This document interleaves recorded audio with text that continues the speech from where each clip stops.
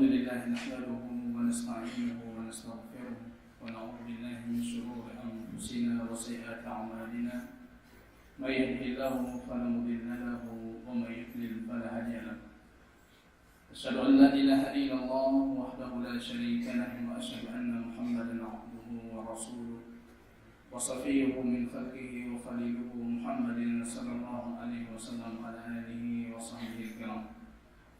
يقول ربنا جل جلاله في محكم تنزيله يا أيها الذين آمنوا اتقوا الله حق تقاته ولا تموتن إلا وأنتم مسلمون. وقال يا أيها الذين آمنوا اتقوا الله وقولوا قولا سديدا يصلح لكم أعمالكم ويغفر لكم ذنوبكم ومن يطع الله ورسوله فقد فاز فوزا عظيما. Masyaallah muslimin dan muslimat sidang jamaah salat subuh yang dirahmati oleh Allah Subhanahu wa taala. Pujian kita kembali kita hantarkan kehadiran Allah. Allah di subuh yang penuh keberkahan ini kembali memberikan kita taufik untuk menunaikan satu kewajiban. Disebutkan dalam satu hadis yang sahih, ini dinamakan dengan salat al-awwabin, salat yang dilakukan dalam kondisi cuaca itu tidak panas. Rasul pernah mengatakan, "Man shalla salatai al-awwabin dakhala al-jannah." Yang melakukan salat di waktu yang tidak menyengat panasnya maka dia sudah berhak masuk surga Allah. Para ulama menafsirkan salat awwabin itu dengan salat subuh dan salat isya. Jamaah yang berbahagia, pujian kita kepada Allah, kemudian salawat dan salam kepada baginda Rasul sallallahu alaihi wasallam. Kalau tidak ada baginda Rasul, kita tidak mengenal hidayahnya Allah. Kalau tidak ada baginda Rasul, kita tidak mengenal bagaimana salat yang diinginkan oleh Allah. Kalau tidak ada baginda Rasul, kita juga tidak mengenal bagaimana seharusnya puasa yang diharapkan oleh Allah. Jamaah yang berbahagia, kita dalam kondisi terbang menuju Allah. Cuma dua sayap yang harus dimiliki oleh setiap salik yang ingin menuju Allah. Sayap yang kanannya kita kenal dengan sayap raja, pengharapan. Sedangkan sayap yang kirinya kita kenal dengan sayap al-khauf, rasa takut. Ada harapan, ada cita-cita. Ada harapan membangkitkan gairah untuk beramal. Harapan saja tidak cukup, harus ada cambukan yang namanya takut al-khauf. Sering kaum muslimin tidak bisa menyeimbangi antara rasa takut dan harapan. Ini jadi pembahasan kita, seperti Anda ketahui dari judul yang sudah diumumkan sebelumnya, menyeimbangkan antara harapan dan rasa ketakutan. Ini masih dalam rangkaian pembelajaran kita di setiap malam Jumat, setiap malam Jumat tentang al-qalbus salim, bagaimana kita menjadikan hati kita itu bersih, hati kita sehat, bukan hati yang berpenyakit, apalagi hati yang mati. Jamaah yang berbahagia, ini poin penting sekali yang harus kita pahami kali ini. Takut dan harapan. Saya buat sedikit deskripsi, gambaran pemisalan yang sangat sederhana. Selalu para ahli suluk, para ahli tazkiyatun nufus, penyucian jiwa, mengatakan dunia ini hakikatnya merupakan mazra'atul akhirah, ladang kita bercocok tanam untuk akhirat. Kalau dunia ini ladang, maka kita perlu ketahui hati kita itu tanamnya, turabuha. Tempat kita bercocok tanam itu hati kita. Benih yang kita tuai, yang kita harapkan akan menghasilkan tanaman yang baik besok harinya, itu iman, buzuruhal iman. Benihnya itu iman. Dunia ladangnya, hati kita tanahnya, benihnya itu iman. Anda sebagai petani ataupun yang punya hubungan dengan petani ataupun yang memahami deskripsi ini, gambaran ini. Seorang petani akan membersihkan ladangnya, dia bersihkan ladangnya. Dia jauhkan duri dan tanaman-tanaman yang tidak dibutuhkan. menentukan, bahkan bisa menggagalkan panennya. Dia alirkan air, dia buat berbagai macam usaha, berbagai macam bentuk ikhtiar, sebagai satu harapan dia akan mendapatkan panen yang baik. Ini namanya taat. Ketaatan kita kepada Allah. Taat itu usaha kita bagaimana menjaga benih, bagaimana menyemai benih, bagaimana benih ini akan membuahkan suatu hari nanti. Itu taat. Jamaah rahimani rahimakumullah. Seorang petani yang cerdik, yang cerdas, yang baik, dia cari bibit yang unggul, benih yang unggul. Dia cari benih iman yang unggul. Dia lakukan ketaatan yang maksimal, sempurna. Setelah itu baru muncul yang namanya harapan. Akhraja. Muncul harapan. Saya akan memanen. Kita tahu bibitnya unggul. Yang punya produk bibitnya mengatakan produk ini produk terunggul. Usaha yang kita lakukan maksimal, yang berkaitan dengan usaha ikhtiar kita itu maksimal. Tinggal satu yang kita harapkan. Rahmat dan kemurahan Allah. Ini yang harus kita tahu tentang harapan. Semua kita punya harapan. Ayat yang dibacakan oleh imam, setengah dari surat itu berkaitan dengan harapan-harapan. Maka salah satu sunnah baginda Rasul ketika dibaca ayat tentang syurga, kita mengatakan Allahumma inni as'aluka jannah. Ya Allah, aku mohon kepadamu syurga. Penghujung ayat yang dibacakan imam itu tentang ketakutan. Allahumma inni a'udzubika minan nar. Ya Allah, aku mohon perlindungan kepadamu dari neraka. Harapan dan ketakutan itu selalu ada. Yang ingin kita kaji kali ini bukan berbicara tentang bagaimana kita harus berharap, tapi bagaimana sepatutnya sebuah harapan itu ada. Bagaimana sepatutnya rasa takut kita kepada Allah itu seperti apa. Bukan berbicara kita harus mengharap. Kita tahu tidak, ini malam Ramadan. La'allakum tattaqun, supaya kalian menjadi hamba yang bertakwa. Itu harapan. Walillahi muttaqa minan nar wa dzalika fi kulli laila. Setiap malam itu ada hamba-hamba yang dimerdekakan dari neraka. Satu riwayat dikatakan oleh Rasul sallallahu alaihi wasallam, "Adada kulli sya'ratin min ghanami bani Qulaib." Berapa banyak yang akan dimerdekakan tiap malamnya, dibebaskan dari api neraka? Sebanyak, dengar jamaah, sebanyak jumlah bulu yang ada pada kambing Bani Qulaib. Dalam sejarah Arab mencatat Bani Qulaib ini satu-satunya kabilah yang punya banyak kambing dan paling pintar mengembangbiakan kambing. Artinya kambing mereka berjumlah ribuan. Berapa banyak bulu yang ada di tubuh kambing mereka itu, sebanyak itu dimerdekakan. Kita berharap, ya Allah, jadikan siapa yang hadir kali ini termasuk dari hamba yang Kau merdekakan. Itu harapan. Yang ingin kita ketahui jamaah, seperti permisalan yang kita sebutkan, seorang petani, dia memberikan usaha yang maksimal, ikhtiarnya sudah maksimal, di sini baru muncul satu harapan. Harapan itu berkaitan antara kita dengan kemurahan dan rahmatnya Allah. Jangan kita mengharap, jangan kita mengharap usaha ikhtiarnya kita. Harapan tanpa amal, tanpa taat itu alani, itu namanya angan-angan. Berangan-angan celaka Anda, raghibah anfumri'in. Dia celaka besok di hari kiamat. Kalau Ramadan masuk, dia keluar perlahan demi perlahan. Ayyam ma'dudat, cuma hitungan hari, dia akan keluar. Tapi Anda tidak diampuni, saya tidak diampuni, raghibah anfumri'in, celaka dia, binasa dia. Jadi kalau kita cuma menggantungkan dengan anak-anak, petani bodoh memilih bibit yang tidak unggul, tidak ada usaha yang maksimal, dia tidak menyemai dengan baik, tidak dialirkan air dengan baik, irigasinya tidak baik, semuanya tidak baik, dia mengharap panen yang maksimal. Itu petani bodoh, hamba yang bodoh. Ketika dia menggantungkan harapan tanpa usaha ikhtiar yang maksimal, bodoh. Tolong. Kalau tadi yang kita sebutkan diampunkan setiap malamnya, Sejumlah demikian banyaknya diampunkan. Tapi Anda cuma menggantung dengan harapan, kita tolong. Kita tolong.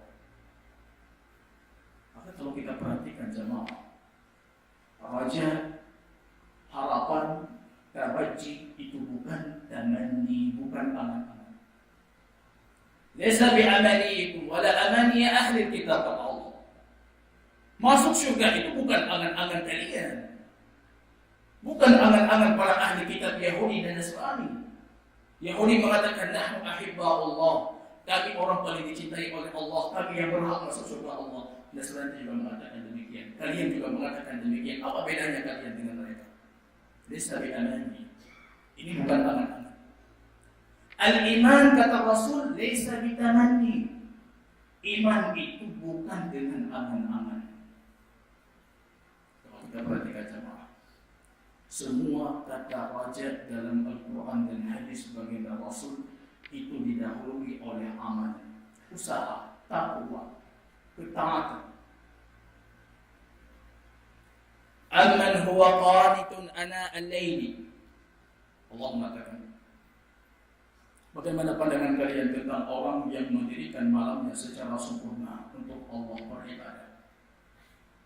Yahdarul akhirah, dia takut khauf terhadap akhiratnya. Wa yarju rahmat Rabbih, dan dia punya harapan terhadap rahmat Allah, mengharap rahmat Allah. Wallahu dzul fadlin 'azim. Allah punya kemuliaan, kemurahan yang banyak, yang agung. Ini baru dia mendirikan malam secara sempurna. Dia membaca Al-Quran, yatluna lailan wa nahar, dalam hadis siang malam dia membaca Al-Quran. Kemudian baru dimunculkan mengharap keridhaan Allah. Mengharap itu terakhir. Innal ladzina amanu wal ladzina hajaru wa jahadu fi sabilillah ulaika yarjuna rahmatar rabbih. Yang beriman, yang berhijrah, yang berjihad di jalan Allah, mereka orang yang mengharap rahmat Tuhan. Mengharap setelah iman, hijrah, setelah jihad, setelah segalanya yang dilakukan untuk Allah. Jadi kita perhatikan, kita ini mengharap atau berangan-angan. Ketika kita mengharap dari Allah, misalnya kita mengharap surganya Allah. Kalau kalian minta surga, minta Firdausil A'la kata Rasul. Jangan minta sembarangan surga, minta surga paling tinggi, Firdaus. Awsatul jannah, paling sempurna dari surga. Wa fawqaha anharul jannah. Mengalir dari Firdaus A'la itu sungai-sungai yang ada di surga. Minta jangan sembarangan minta. Cita-cita harus tinggi, harapan harus tinggi, tapi sesuai dengan maksimal kenyataan dari ibadah dan ketaatan yang kita lakukan. Maka di sini jemaah, ketika kita sudah punya harapan, yang pertama harus kita munculkan mencintai apa yang kita harap.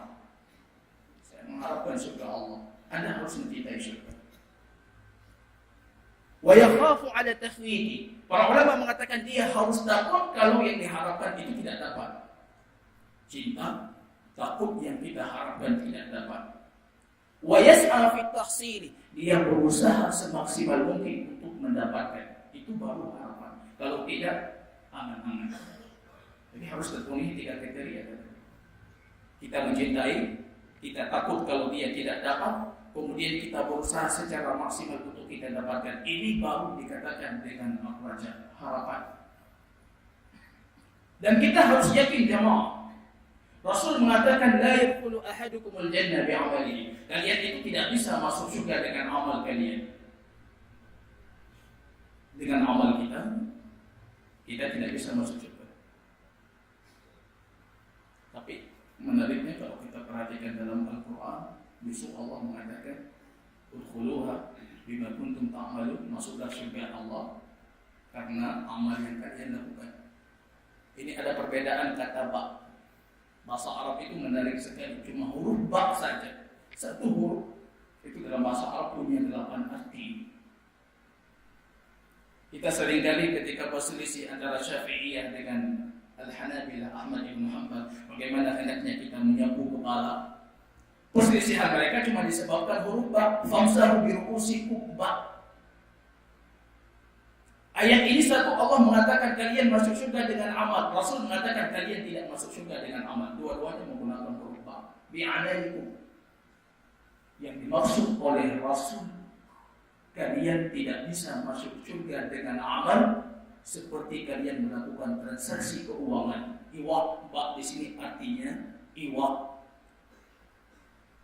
Anda kasih duit, saya kasih barang. Anda terima barang, Anda berikan uangnya. Itu iwak. Kita tidak bisa masuk syurga besok hari kiamat seperti transaksi, bukan. Tapi yang dimaksud ba dalam firman Allah, kalian masuk syurga dengan amal kalian, kalian masuk syurga sebab amal. Itu ba sebabnya, sebab. Amal sebab kita masuk syurga. Tapi transaksi masuk syurga itu cuma mahdu rahmatillah. Itu hanya rahmat Allah. Jadi bayangannya jemaah, ketika kaki kita pertama kali memasuki pintu syurganya Allah, itu rahmat Allah. Ketika Anda ditentukan di syurga paling tinggi, syurga paling rendah, syurga paling sedang, itu karena amal Anda. Itu sebabnya. Wala anta ya Rasulullah, engkau juga tidak masuk syurga dengan amal. Wala ana kata Rasul. Saya juga tidak. Illa ataghammadi Allah bi rahmati, kecuali kalau Allah mengambilku dengan rahmat kasih sayangnya. Semua kita. Di sini muncul harapan. Setelah usaha ketaatan yang maksimal, baru kita mengharap Allah berikan syurga. Menarik doa Imam Syafi'i. Ini harus sering kita bacakan doanya. Beliau mengatakan, Allah anta razaqtani al-Islam wa lam as'aluka. Ya Allah, Engkau yang memberikan kepadaku Islam dan aku tidak pernah meminta kepadamu. Pernah tidak kita meminta kepada Allah untuk dilahirkan dalam kondisi muslim? Tidak. Bapak kita muslim, lingkungan kita muslim, semuanya muslim, kita dilahirkan. Pernah kita minta? Tidak. Wa ana as'aluka al-jannah. Kemudian Imam Syafi'i mengatakan, yang tidak aku minta engkau berikan, maka aku meminta kepadamu hendaknya engkau berikan. Aku minta kepadamu syurga. Ini yang baru kita minta. Ini baru kita gantung harapan. Jadi harapan itu harus ada dilatar belakangi oleh ketaatan. Kalau tidak, ini cuma angan-angan kosong. Kita tidak masuk syurga dengan amal kita. Illa ayyataghammadi Allah bi rahmatihi, kecuali kalau Allah menyentuhku dengan kasih sayangnya. Allah berikan kasih sayangnya. Bahkan baginda Rasul mengatakan, walatan saya juga tidak. Ini jamaah yang harus selalu kita hadirkan. Harapan. Gantung harapan. Ketika kita sudah mengharap, ketika kita sudah punya harapan, cita-cita kita untuk ketaatan itu tinggi. Jadi harus banyak, seringkali kita membaca ayat-ayat hadis baginda Rasul tentang harapan, harapan, harapan. Satu contoh, bulan Ramadan dan bulan Dzulhijjah. Wa inna ahadakum yatasaddaqu bi'idhi tamr. Kata Rasul, kalau kalian memberikan sedekah cuma setangkai kurma. Wa inna Allah yataqabbalah. Kalau Allah terima sedekahmu, yurabbiha kama yurabbi ahadukum fuluwahu, maka Allah akan membesarkan. Allah akan mengembangbiakkan sedekahmu seperti kalian membesarkan anak-anak ternak kalian. Al-fulu itu anak kuda. Anak kuda kita besarkan sampai jadi kuda yang besar. Dalam riwayat yang lain disebutkan fasilahu, anak unta. Anak unta kalian besarkan sehingga dia menjadi besar. Hatta takuna misla jabal, sehingga sedekah kalian itu jadi seperti satu gunung. Ini harapan. Kita tentukan harapan. Supaya apa? Supaya ketaatan kita itu muncul. Kita tentukan harapan sendiri. Ya ibadi, innaka ma da'awtani wa rajawtani ghafartu ala ma kana minka wa la ubali. Wahai hamba-Ku, kata Allah dalam hadis qudsi, engkau kalau mengharap kepadaku, da'awtani, memohon kepadaku, meminta kepadaku, mengharap kepadaku, ghafartu minka ala ma kana minka wa la ubali. Aku ampuni semua dosamu tanpa aku pedulikan. Catatannya harus ada harapan, harus ada doa. Wala tusyriku bi syai'an, dan engkau tidak mensyirikkan aku dengan satu apapun, kata Rasul melalui Kata Allah melalui lisannya baginda Rasul hadis kursi. Jadi 3. Baru terpenuhi satu pengampunan 3. Jangan syirikan Allah, buat harapan kepada Allah, kemudian minta kepada Allah untuk diampuni. Kalau 3 ini terpenuhi, Anda diampuni. Ya ibadi walau balaghat dzunubaka 'ala as-sama. Kalau dosamu itu memenuhi seluruh langit dan bumi, summa astaghfartani, kemudian engkau datang beristighfar kepada Allah, mengatakan ghafartu 'ala ma kana bika walau aku ampuni dosamu tanpa aku berbeda. Menariknya dalam satu riwayat yang sahih, baginda Rasul mengatakan ada seorang hamba dia berdosa beristighfar sampai dibakar dia berdosa beristighfar. Kemudian apa yang Allah katakan? If'al ma syi'ta wa la ubali. Kalau seperti ini kondisimu, buat sesuka hatimu, aku tidak akan pernah peduli, semua aku ampuni. Tapi kondisinya harus seperti itu, beristighfar. If'al, buat sesuka hatimu, aku tidak akan pernah peduli. Ini harapannya. Setiap muslim pasti ada biji-biji kebaikan, benih-benih kebaikan pasti ada. Berikan harapan. Pernah pada pertemuan sebelumnya kita bercerita tentang seorang laki-laki yang pernah membunuh 99 orang dari Bani Israel di zamannya setelah Isa alaihissalam. Kemudian dia genapkan jadi 100 orang. Datang ke rahib, ke ahli ibadah yang pertama itu ditutupkan pintu harapan, maka dia genapkan jadi 100 orang yang dibunuh. 100 orang yang dibunuh, tapi masih mencari bagaimana bertobat kepada Allah. Sering saya bertanya kepada jamaah, kenapa tidak diajak mereka untuk salat berjamaah bersama kita? Di luar Ramadan, kenapa Anda tidak mengajak mereka yang duduk di warung kopi itu untuk salat bersama kita? Kadang-kadang orang latah mengatakan itu memang orang tidak akan menerima hidayah. Ini salah, berdosa. Setiap muslim pasti ada benih kebaikan. Berikan dia harapan. Kita tahu Abu Nawas. Abu Nawas ini kita kenal dengan cerita-cerita lucunya, humor-humornya. Walaupun humor itu sebenarnya bukan dari Abu Nawas, itu dinisbatkan kepada Abu Nawas. Beliau orang yang fasik, pecandu khamr, pecandu hal-hal yang haram dan kekejian. Ketika diwafatkan, banyak ulama kaum muslimin tidak mau menyalahkan itu Abu Nawas. Bahkan termasuk salah satu orang saleh di masanya, tetangganya Abu Nawas mengatakan, kalianlah yang sholat, aku tidak sholat. Rupanya ketika beliau wafat, istrinya mengambil satu kertas tempat yang dia tulis catatan kecil ketika dia menjelang ajalnya, dari sakunya ketika ingin dimandikan. Ya Rabbi, in awmal dunubi kathratan. Ya Allah, aku tahu dosaku memang sangat banyak, maksiatku memang sangat besar. Falaqad alimtu bi anna afwaka a'zam. Tapi selalu yang aku tahu, pemaafanmu, ampunanmu itu selalu lebih besar.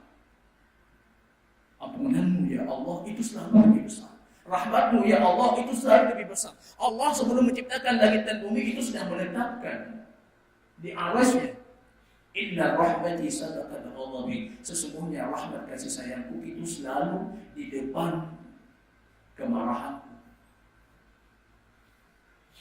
Afwaka a'zam.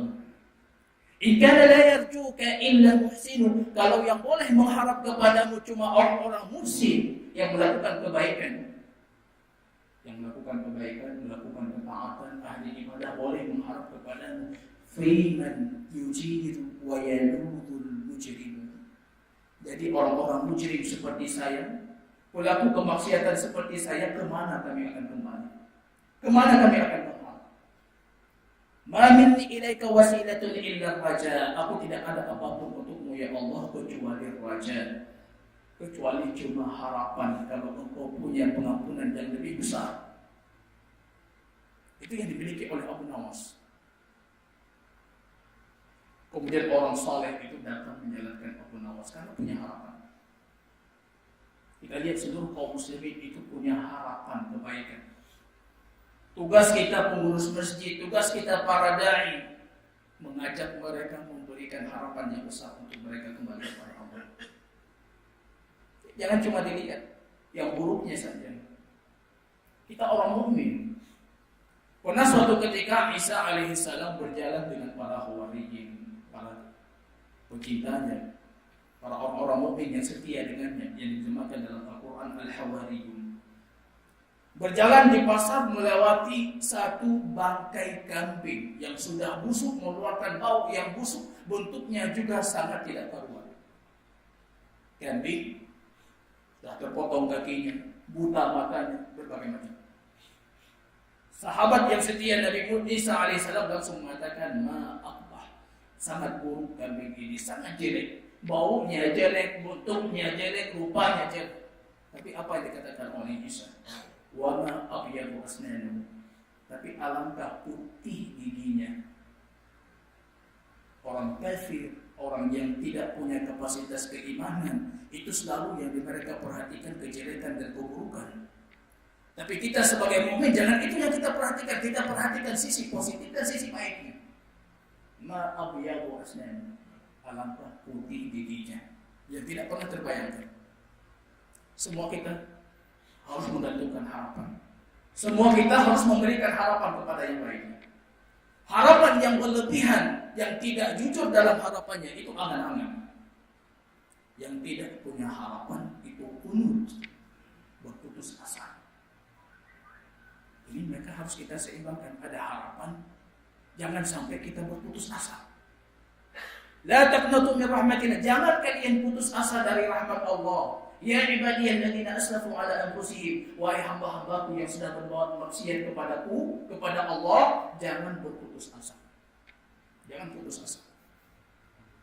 Jadi kalau kita tidak punya harap, putus asa. Ada nilai yang lebih kecil dari putus asa, itu takut. Jadi takut itu selalu harus kita jadikan sebagai cambuk. Takut. Disebutkan ayat yang dibacakan tadi, kalian akan mendapatkan azab jahannam, takut. Ini takut yang mustahab, yang dibenarkan, dianjurkan, disunnahkan, diwajibkan dalam syariat. Takut. Jadi takut yang mustahab. Tadi kita barusan sholat, kita berpikir sholat kita tidak diterima, kita takut. Ini takut yang dianjurkan, yang diwajibkan.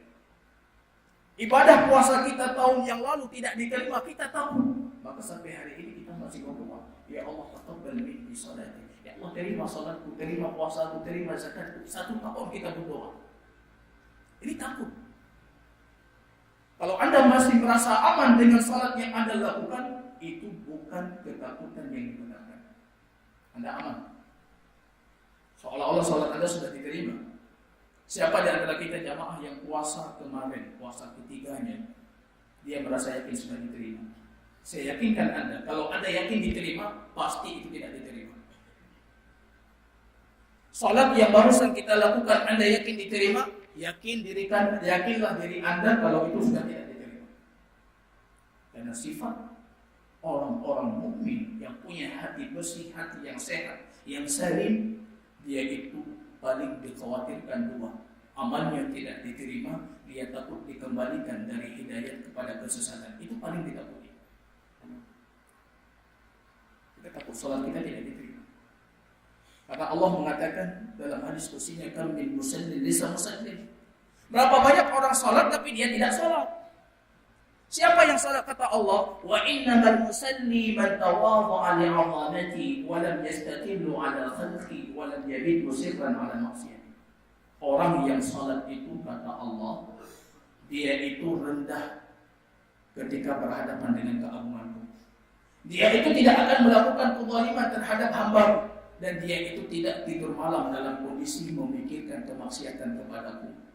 Kalau ini sudah terpenuhi, Allah katakan dalam hadis qudsinya, wa huwa alladhi aqluhu bi inayati wa ahdafidhu bi malaikati.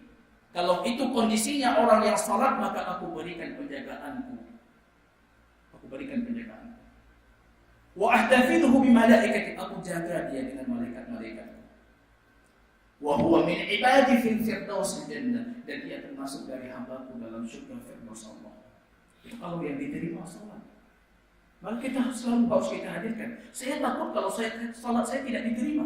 Karena baginda Rasul mengatakan, "Thalathatun la turfa'u lahu salawatuhu fawqa ra'sihi shibran." Ada 3 jenis manusia tidak akan pernah diangkat salatnya di atas kepalanya melebihi 1 jengkal. Bagaimana bisa diangkat kepada Allah, bagaimana bisa diterima oleh Allah, sedangkan salat Anda tidak diangkat bahkan 1 jengkal pun. Siapa dia? Aku liwalidayhi, yang durhaka kepada kedua orang tuanya. Qati'ul rahim, yang dia memutuskan tali persaudaraannya. Dia putuskan tali persaudaraannya. Wa mudminul khamr, dan orang pecandu terhadap minuman keras. Ini 3 orang ini tidak akan diterima salatnya.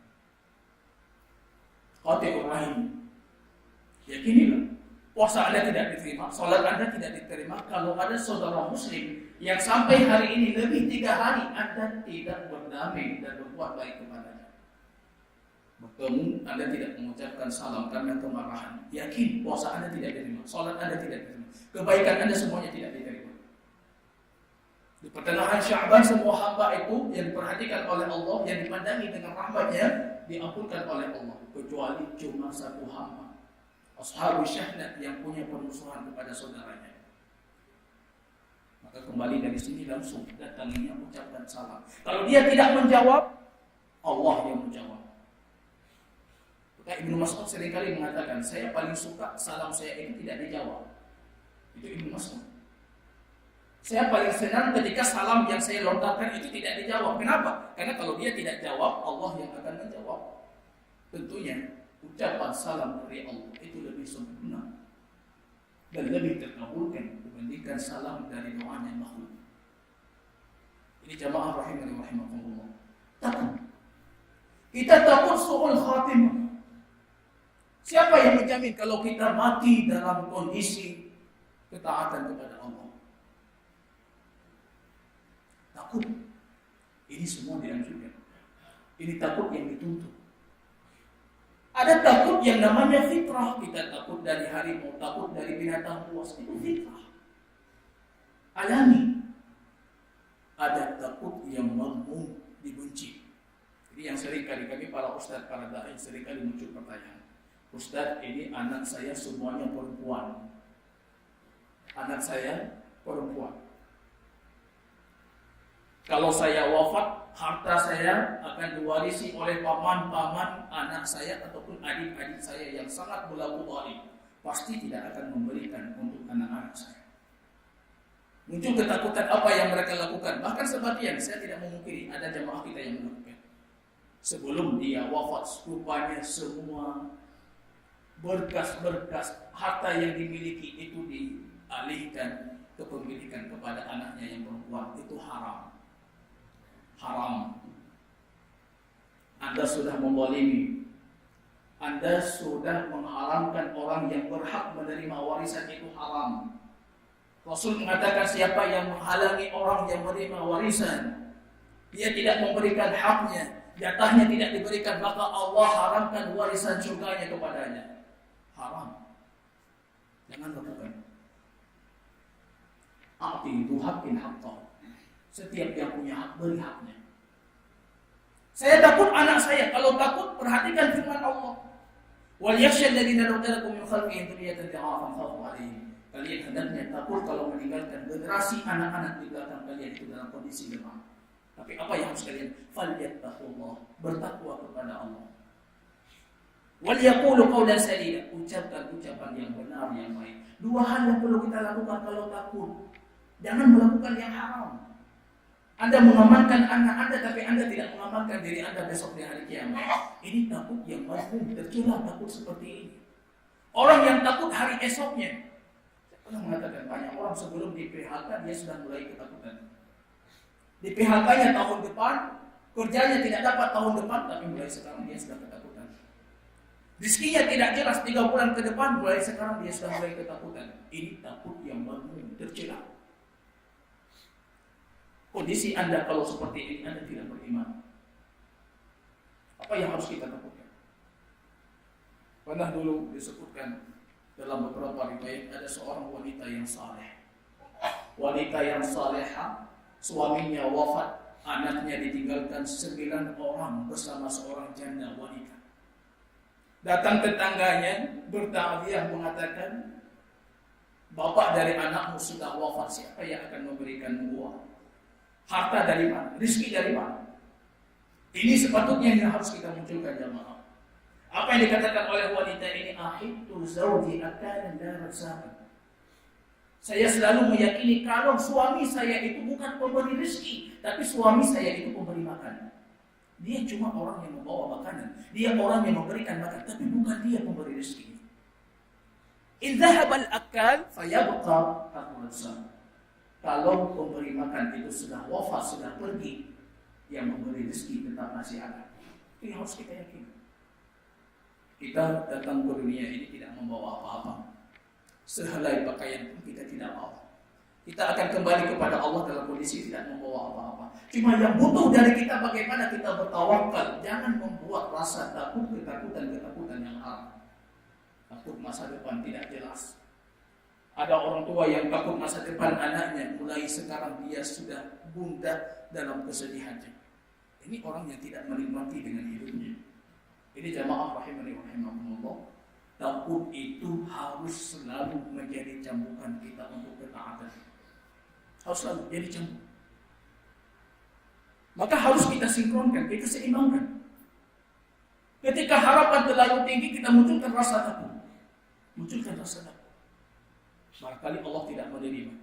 Apa yang harus kita lakukan? Harapan dan ketakutan ini cuma meminta dari kita, menuntut dari kita untuk menyempurnakan ibadah dengan semaksimalnya. Jadi ini baru muncul ketakutan, muncul harapan kalau kita maksimalkan. Ramadan kali ini coba kita maksimalkan. Kemudian baru kita harapkan. Satu generasi salaf terdahulu, mereka 6 bulan meminta kepada Allah selepas Ramadan untuk diterima Ramadannya. 6 bulan selanjutnya dia meminta kepada Allah untuk disampaikan ke Ramadan selanjutnya. Jadi 1 tahun dia masih memikirkan Ramadan. 1 tahun dia pikirkan Ramadan. Kita 3 hari berlalu, 3 hari kita lupakan. Seolah-olah itu semuanya sudah diterima. Yang diwajibkan kepada kita itu siang, menahan lapar dan dahaga. Tapi yang meninggikan derajat kita itu bukan siang, som. Illa som. Kutiba alaikumus siyam. Diwajibkan tahan lapar dan dahaga. Jangan lakukan perbuatan syahwat. Itu puasa. Maka kita lihat puasa ini paling sederhana sebenarnya. Kalau salat itu rukunnya sampai sekian, haji rukunnya sampai sekian, zakat rukunnya sampai sekian. Tapi kalau salat rukunnya cuma 2. Anda ikhlas, niat karena Allah, tinggalkan yang membatalkan puasa. Paling sederhana. Pahalanya paling tinggi. Illa sawma fa'indahu. Kecuali som. Som itu bukan siang. Bukan Anda menahan lapar dan dahaga saja. Som itu Anda tahan segalanya. Tahan lapar dan dahaga. Tahan tubuh Anda dari kemaksiatan. Tahan lisan Anda, para ibu-ibu, dari riba. Dari ngomongin orang lain dengan hal-hal yang haram. Tahan segalanya. Itu baru som. Fa'innahu li, ini untukku kata Allah. Kita munculkan wajah. Kita munculkan khauf. Takut kita munculkan. Jangan yang bangun. Jangan takut rezeki. Allah yang sudah menetapkan. Menariknya kalau kita membaca biografinya Hatim Al-Asam. Al-Asam artinya orang tuli. Beliau salah satu ulama di zamannya Khalifah Abi Mansur. Jadi ulama dari masa Daulah Khilafah Al-Abbasiyah. Ulama terkenal, hidup dalam kondisi fakir. Pernah suatu ketika beliau ingin meneruskan, ingin pergi menuntut ilmu. Beliau punya di rumah 10 anak gadis. Semuanya gadis. Dengan seorang ibu yang mereka punya, dia mengatakan kepada anaknya, saya akan pergi menuntut ilmu. Anak-anak gadisnya mengatakan, jangan. Kalau engkau pergi, siapa yang memberikan makan kami? Rupanya ada seorang anak gadis yang mengatakan, biarkan engkau pergi, karena engkau akan meninggalkan kami kepada zat yang tidak pernah mati dan pemberi rezeki. Rupanya bapaknya pergi, di rumah tidak ada walaupun sepotong roti. Mulailah saudari-saudarinya itu mencela si wanita tadi. Kenapa engkau menyuruh bapak kita pergi? Kita tidak punya makanan, tidak punya apa-apa. Rupanya tengah malam itu pintunya diketuk. Ini riwayatnya sahih, pintunya diketuk. Ketika dibuka, rupanya seorang laki-laki yang gagah di atas kuda yang mengatakan, apakah kalian punya air minum? Wanita tadi mengatakan, yang kami punya cuma air minum, yang lain jangan minta. Dikasih minum kepada si laki-laki, rupanya di belakang laki-laki itu ada jamaahnya, kafilahnya.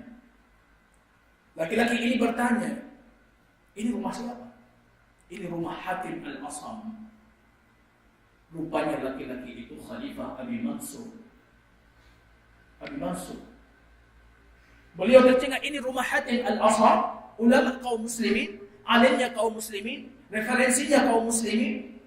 Maka beliau mengeluarkan satu kantong emas dinar, memberikan kepada si wanita dan mengatakan kepada jamaahnya, kalau kalian mencintai khalifah, maka hendaknya kalian lakukan seperti yang dilakukan oleh khalifah.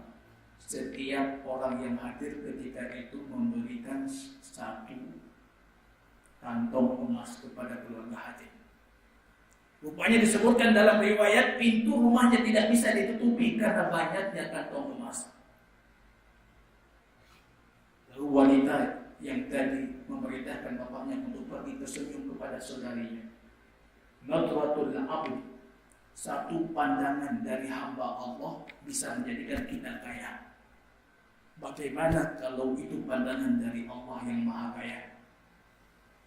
Satu pandangan dari khalifah kita bisa jadi kaya. Bagaimana kalau Allah yang memandang kita yang Maha Kaya, Ar-Razzaq, pemberi rezeki? Itu tidak perlu kita katakan. Yang perlu kita takuti cuma satu.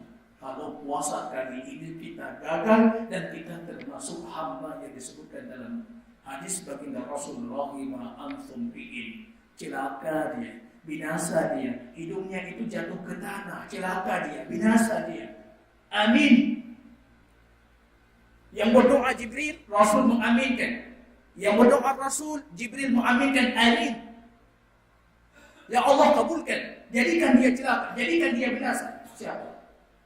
Yang ketika masuk bulan suci Ramadan, kemudian bulan itu sedikit demi sedikit berlalu, tapi dia tidak diampuni. Kalau kita tidak diampuni, maka patut kita yakinkan diri kita kalau kita termasuk kepada hamba yang celaka, binasa kita. Jadi jamaah rahimahumullah, kita sudah mulai menghitung hari. Buat persiapan, penuhi ketaatan. Bulan ini keberkahan. Setiap detik dan waktunya itu berkah. Jadi jangan tinggalkan keberkahan itu dengan sesuatu yang kesia-siaan. Jadi jamaah rahimahumullah, subhanallah wa bihamdika, asyhadu an la ilaha illa anta, astaghfiruka wa atubu ilaik. Kalau ada yang patut kita, ada sesi tanya jawab? Ada. Kita bisa.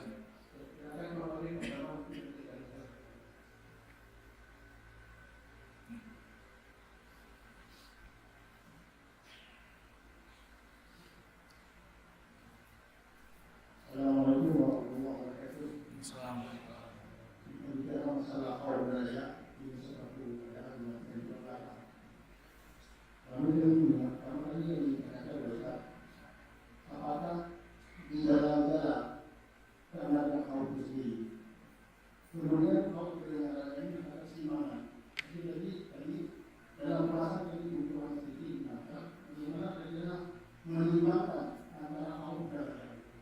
Yang dijelaskan dalam ibadah itu tentu dia yang lurus. Kita yakin Allah akan menerima ibadah kita. Kata tadi, kalau kita mengharapkan menerima itu, karena Allah tidak terima.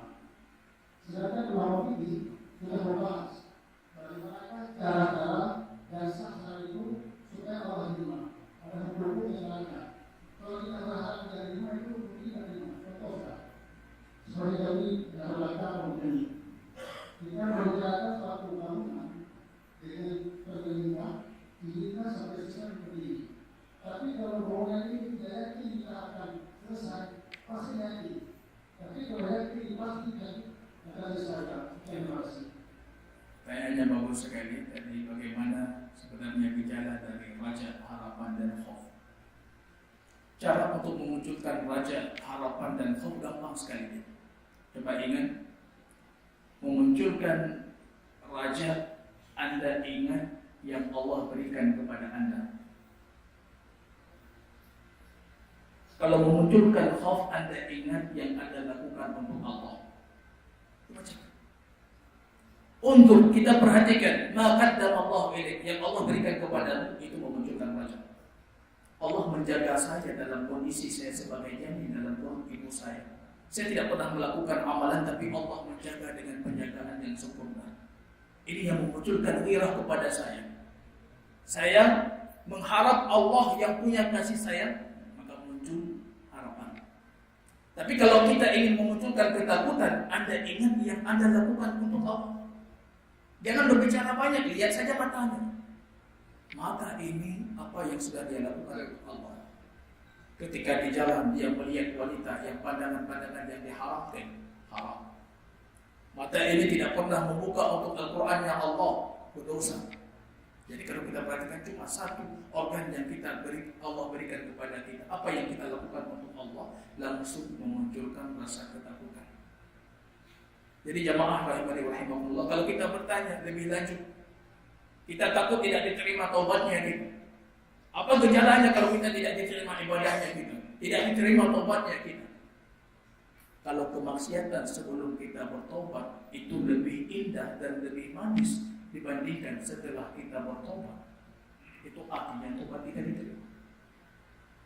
Dulu maksiatnya manis sekali. Kita menunggu detik-detik kita melakukan maksiat, berkhalwah dengan maksiat tersebut.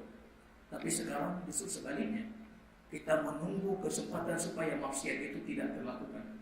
Kita gembira ketika pintu untuk bermaksiat itu sudah ditutup oleh Allah. Kita bergembira, ini artinya tobat tidak diterima. Ini cara gampang sekali. Ingat, perhatikan ayat-ayat Allah yang berbicara tentang rahmat Allah, berbicara tentang keagungan Allah, kasih sayangnya Allah, yang besok setiap yang beriman pasti akan dikeluarkan dari neraka. Yang kita usahakan itu bukan dikeluarkan dari neraka. Yang kita usahakan dimasukkan ke dalam surga, termasuk dari awal kita menuju alam akhirat kita di surga. Itu yang kita usahakan. Kalau tidak, cuma ada besi keimanan saja pasti dikeluarkan. Cuma dikeluarkannya cepat atau lambat. Yang kita inginkan bukan itu. Kita inginkan nilai tertinggi. Ketika kita berhadapan dengan Allah, kita langsung menuju surganya Allah. Maka penting, raja harapan tadi penting. Bagaimana kita menyeimbangkan? Kita menyeimbangkan bagaimana? Menyeimbangkan ini maksudnya bukan harus 50-50, 50-50. Menyeimbangkan ini maksudnya ketika kita butuh harapan, kita berikan harapan yang maksimal. Ketika kita butuh ketakutan, kita berikan ketakutan yang maksimal. Maka di sini dalam kondisi sehat, ketakutan harus lebih kita munculkan. Dalam kondisi kita sibuk, dalam kondisi kita berhalangan dan sakit, ini harapan yang kita munculkan. Itu maksud menyeimbangkan. Artinya bukan setiap kita lakukan harus 50-50, 50-50. Kapan kita butuh, ketaatan harus lebih, harapan harus kita lebih giatkan, ataupun ketakutan yang harus lebih kita munculkan. Ini cara kita menyeimbangkan. Penting takut. Dalam hadis yang sahih riwayat Imam Bukhari dan Muslim, ada seorang hamba. Dia takut sekali menjumpa dengan Allah dengan kemaksiatan yang dia lakukan. Apa yang dia lakukan ketika dia menjelang ajalnya, kata Rasul, ausa bi ahli, dia wasiatkan keluarganya. Nanti kalau aku wafat, bakar, kumpulkan kayu bakar yang banyak dan bakar tubuhku. Sehingga dia jadi debu. Ketika angin kencang berhembus, tebarkan debu itu supaya debu itu bertebaran dan aku tidak akan dihisap. Ini karena kebodohan. Dia tidak tahu Allah bisa menghisap. Anda dimakan oleh binatang buas, kepala Anda dimakan oleh satu binatang, kaki Anda dimakan binatang lain, Anda tetap akan dihisap.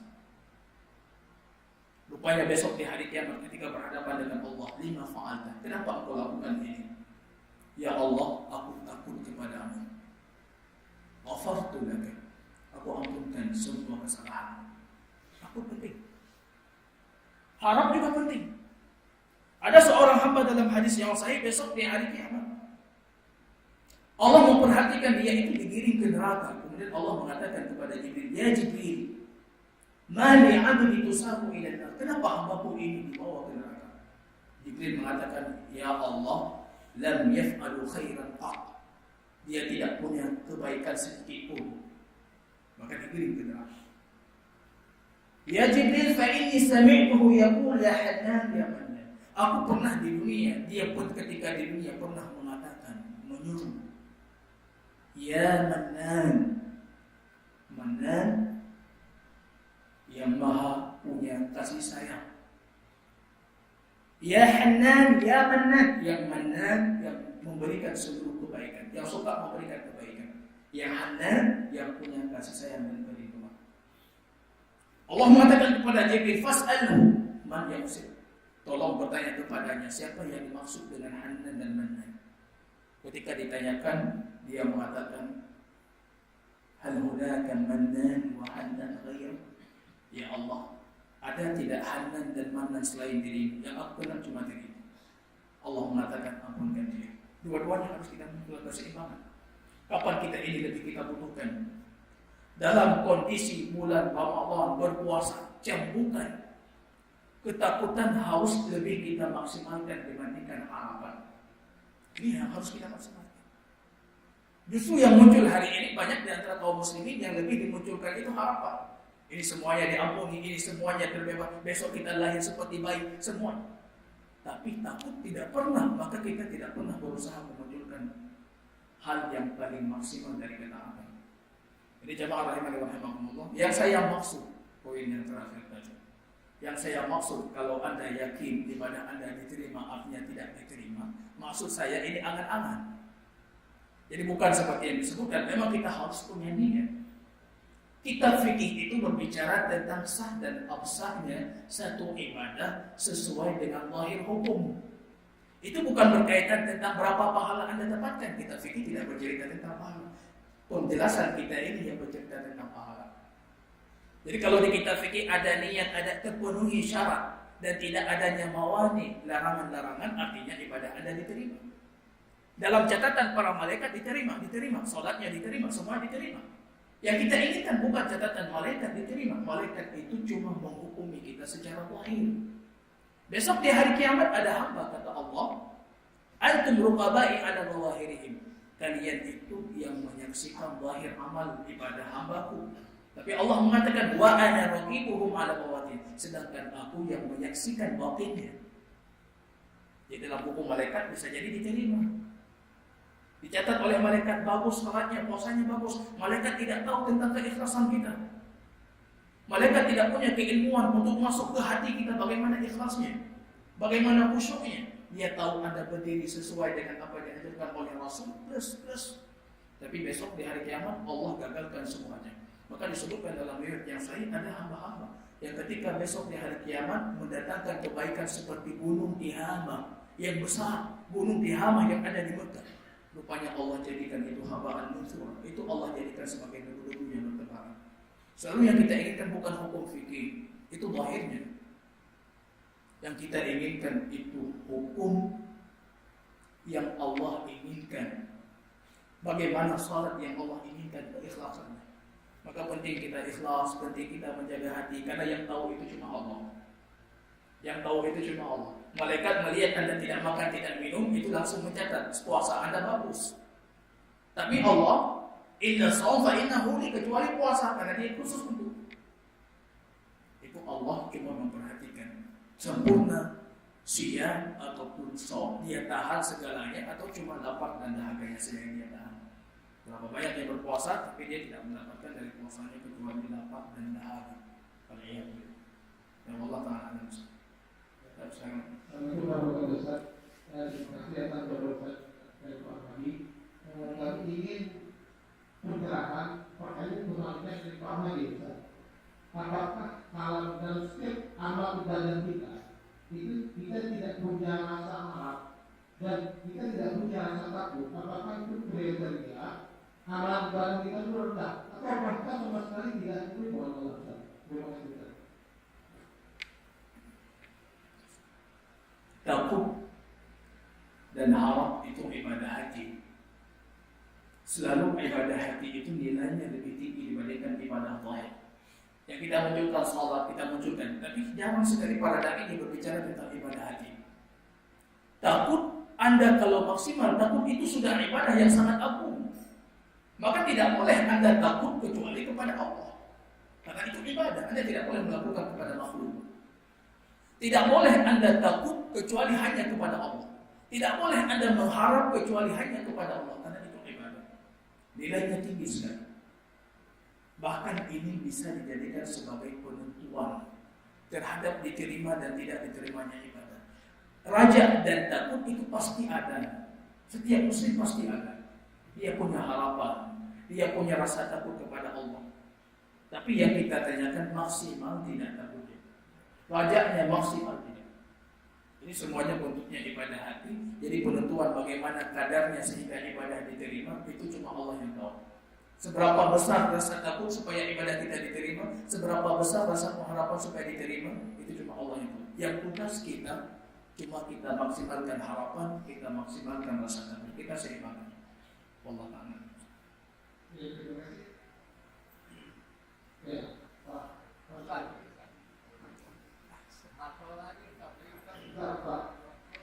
Setelah ini insyaallah.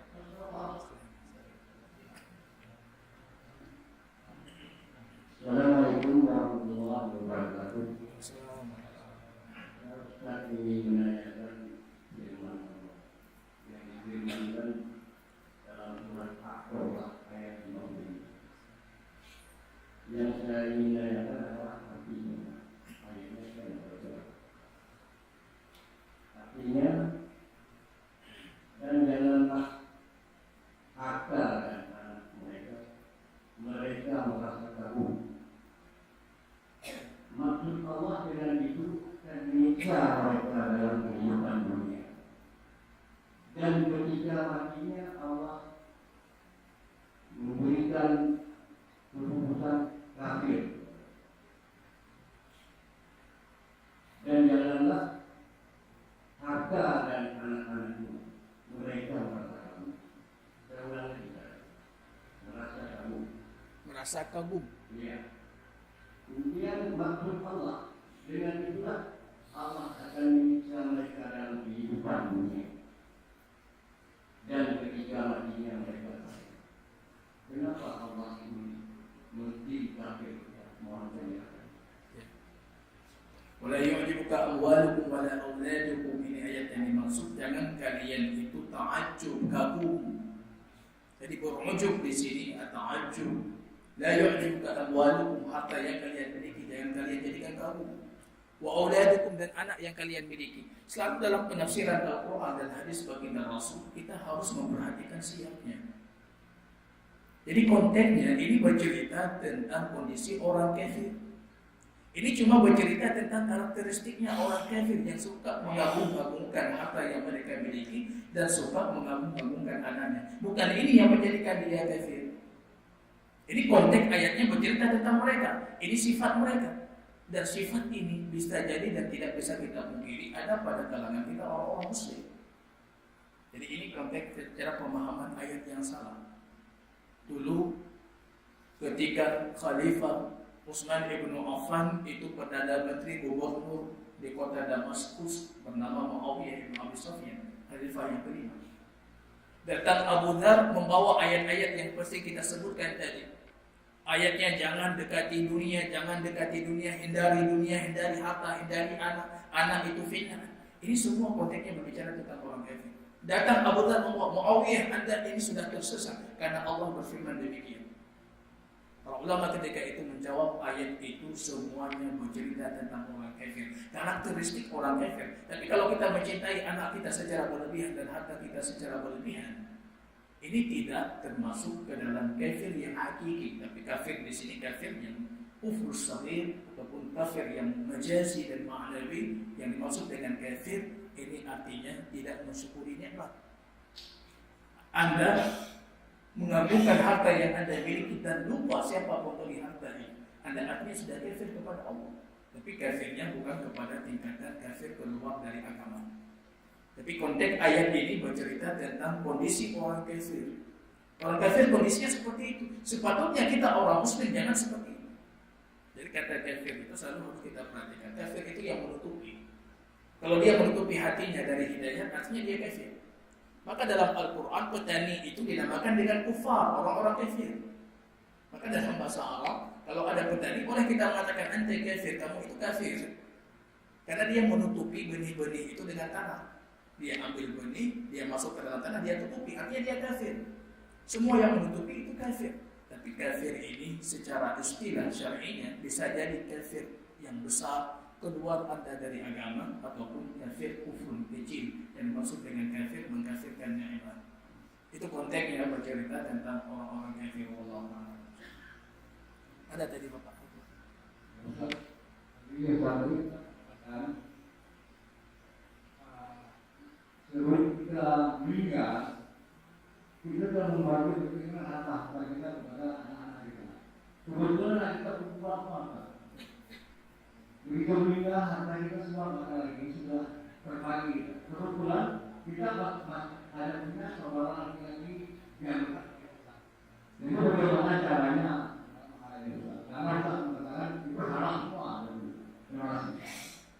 Haram menghalangi ahli waris dari warisan haram. Kalau Anda punya seorang anak perempuan, artinya dia akan mendapatkan setengah dari harta Anda. Kenapa Anda halangi ahli waris dari setengahnya? Kalau Anda punya 2 anak perempuan atau lebih, artinya dia akan mendapatkan 2/3. Cuma 1/3, kenapa Anda halangi? Anda halangi orang-orang yang berhak untuk mewarisi. Ini yang diharapkan. Caranya segampang sekali. Anda bertakwa kepada Allah. Jangan menuturkan kecuali yang baik. Allah yang akan menjaga Anda. Anda dulunya tidak punya rezeki, anak Anda juga tidak punya rezeki, tapi Allah yang memberi rezeki kepada Anda. Allah juga akan memberikan rezeki kepada anak Anda. Bertakwa. Perhatikan di dalam surah Al-Kahfi cerita Musa alaihissalam dengan Khidir. Ketika Khidir membangun satu bangunan, Musa marah-marah mengatakan, kenapa engkau bangun padahal mereka tidak menjamu kita, tidak memberikan kita makan siang. Rupanya apa yang dikatakan oleh Khidir, dulu bapak rumah ini di bawahnya ada emas. Bapaknya dulu orang saleh, bapaknya orang saleh, bukan dia masih anak kecil. Allah jaga harta, Allah jaga rizki, Allah jaga segalanya untuk Anda. Kalau Anda saleh, Allah jaga. Maka falyattaqillah, bertakwalah engkau kepada Allah. Wal yaqulu qawlan sadida, jangan ucapkan kecuali yang benar. Jangan takut. Cuma 1/3 kalau Anda punya banyak anak perempuan. Itu belum lagi kalau Anda punya istri sudah mengambil jatahnya 1/8. Artinya berapa yang diambil oleh ahli waris? Kenapa Anda larang? Kenapa Anda tahan? Ini haram.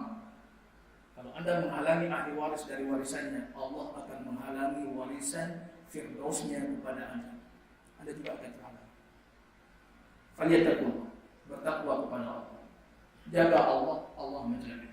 Ihfadillah yahfadka. Engkau jaga Allah, Allah akan menjagamu. Kita jaga Allah di waktu muda, ini khusus untuk kaum muda. Anda menjaga Allah di waktu muda, Allah yang akan menjaga Anda ketika Anda tua. Wallahu ta'ala a'lam. Kita cukupkan di sini. Mudah-mudahan kajian kita bermanfaat. Subhanakallahumma wa bihamdika